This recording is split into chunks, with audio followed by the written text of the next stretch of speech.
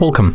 In front of me I have Samsung Galaxy A12s, and today I'll show you how you can install iPhone keyboard on this device. So the first, we have to open Play Store, tap on the search pool and type green Apple keyboard. Next, click install. Right now tap on open, and when you are here we have to click to enable in the settings, tap on the switcher, click OK, and click OK another time. Right now just go back, click to switch input methods, switch to English United States keyboard, and then click finish.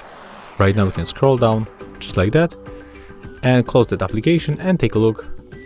Right now when you open the messages, we will get the iPhone keyboard on our smartphone. As you can see, it looks almost identical like on iPhone.